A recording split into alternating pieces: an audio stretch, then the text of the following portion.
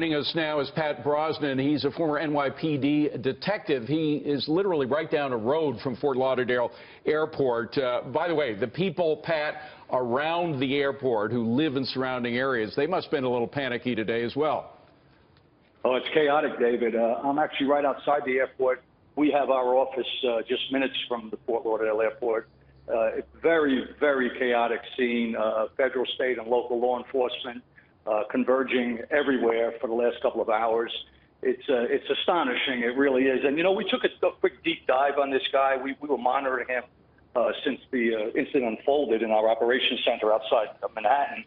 And it's very interesting. We did a dive on his record. All he has is some reckless driving charges, driving on sidewalks, right. Very minor stuff. I mean, and unfortunately, what he did today was precisely how I flew into Lauderdale yesterday, is he checked his weapon like I do. You put it in a locked box, and you put the ammunition in a separate container, and you put a little piece of paper on it, and you're good to go. Jeez. He went into the bathroom, evidently, and just took it out of the locked box and put the bullets into the gun, and then he was off to the races. So it's terrifying, terrifying. It's extraordinary, and of course, it's going to be days probably before we figure out anything about motive. For the moment, though, it does appear he's a lone gunman. Broward County Sheriff's Office has actually taken the lead. Now, I assume that if it was terrorism, or even if it was considered a good possibility that it was terrorism, the FBI would be taking the lead, correct? Quite likely, quite likely. It would depend on the extreme likelihood of it being a confirmed act of terrorism. So in the interim, Broward will take the lead until they get more color on this guy. Yeah. On the other hand, Pat, you don't want to take a chance. And of course, airports, you know that the Port Authority has been on high alert as a result of what's happened here. I'm sure the same is happening in major airports all over the country, LAX, Chicago, et cetera. That's a good precaution, is it not? Absolutely, and you can be certain that they will be.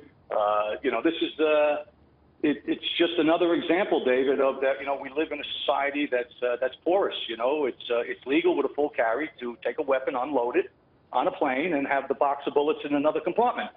We put them together with bad actions and bad intentions, and you have a horror show, and that's what you have here. Now, we're heading into a weekend, as we heard from the eyewitnesses to this shooting. Most of the passengers either getting on or about to take off were vacation-bound or coming from vacations. I see Melissa's shaking her head because she was just involved in that kind of travel as well. So I'm wondering how this is going to slow up the whole system. We have a lot of businesses that are dependent on tourism in this country, particularly at this time of year. This is going to slow things down quite a bit for them. No question at all.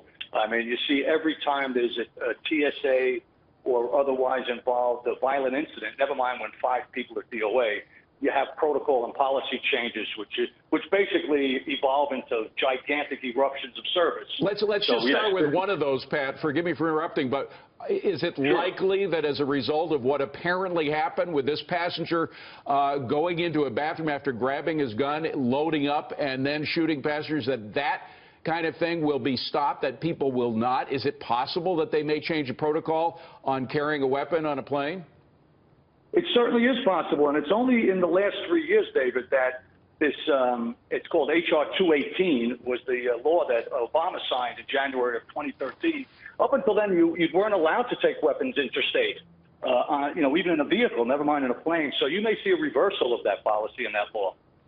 Certainly a re-examination of it, I can assure you of that. They'll re-examine it very closely. Absolutely. Of all those protocols, all protocols involving weapons on board.